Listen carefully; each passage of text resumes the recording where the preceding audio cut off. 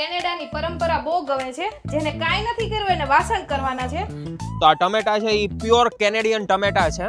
આપણે પહેલા ગાર્લિકની પેસ્ટ કરશું. આમ તો બફાઈ જાય પછી આનો ટેસ્ટ સારો જ આવવાનો છે. અહીંયા કુકર થઈ ગયું છે આપણું રેડી. પાણી હલેસા મારે છે.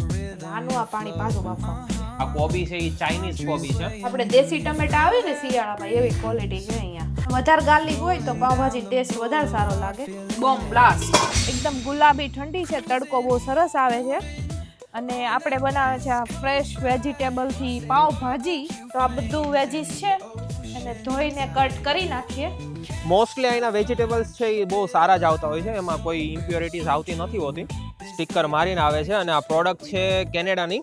તો આ ટમેટા છે એ પ્યોર કેનેડિયન ટમેટા છે. અને કેનેડાની અંદર તો ભાઈ અમે ઘણી પાઉંભાજી ખાધી, પણ ભાઈ અમારા શેફ જેવી પાઉંભાજી નહીં. એમાંય અમારા હજી એક શેફ છે એ અત્યારે થોડા કામમાં વ્યસ્ત છે ને, બાકી ભૂમાબેન હોય એટલે પતી ગયો ભાઈ પાઉંભાજીનો ટેસ્ટ એક નંબર. તો આપણું ફુલાવર છે એ કટિંગ થઈ ગયું છે. હવે આપણે કોબી છે, ઓનિયન્સ છે, પટેટોસ છે અને ટોમેટોસ છે, તો એનું કટિંગ પ્રોપરલી કરીને બધું શેફને આપી દઈશું. ત્યાં સુધી મળીએ ભાઈ, વાતું નથી કરવી નહીંતર સાંજ પડી જશે. અને આને નાખી દઈએ આપણે ફુલાવર. હવે આપણી પાસે છે કોબીનો દડો. અહીંયા કુકર થઈ ગયું છે આપણું રેડી. આપણે 2 વાર બાફશું. આમાં થોડુંક નાખી દઈશું બફાય એટલું પાણી. થોડું પાણી નાખી અને કુકરમાં મીઠું નાખી થઈ જશે અને બાફવા મૂકી દઈશું. કુકરમાં ઉભરાય નહીં એ માટે આમાં ટીશ્યુ રાખીએ છીએ કે જેટલું પાણી નીકળે એ બધું આમાં જ જતું રહે. વધારે ગાર્લિક હોય તો પાવભાજીનો ટેસ્ટ વધારે સારો લાગે. આ કુકર ઠરે ત્યાં સુધીમાં આપણે ટમેટાની ગ્રેવી કરીએ. તો આને પહેલા મોટા મોટા કટ કરી લઈએ. આપણે દેશી ટમેટા આવે ને શિયાળામાં એવી ક્વોલિટી છે અહીંયા. આપણે પહેલા ગાર્લિકની પેસ્ટ કરશું, કેમ કે મિક્સર પહેલા કોરું હોય તો ગાર્લિક બરાબર વટાઈ જાય.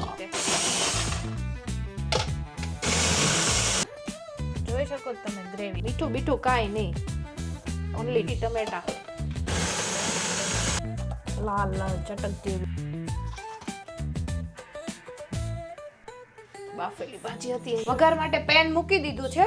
હવે આમાં નાખીએ ઓઇલ. તેલ આવી જાય ત્યાં સુધીમાં આપણે લઈ લીધા છે ધાણા, કાંદા, આપણે જે પેસ્ટ બનાવી હતી એ, અને પછી નાખવાની છે ટમેટાની ગ્રેવી.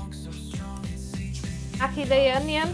લસણ બળી જાય પહેલા એમાં નાખી દઈએ ટમેટાની પ્યુરી.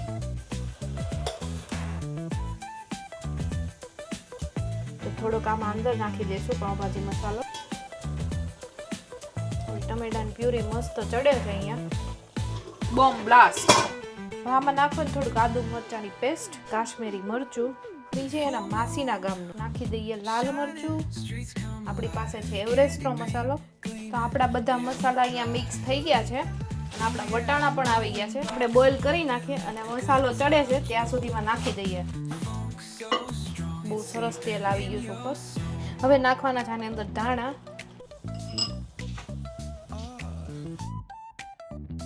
પાણીની જરૂર પડશે એટલે થોડુંક નાખી દઈએ. પહેલા ભાજી નાખી દઈએ.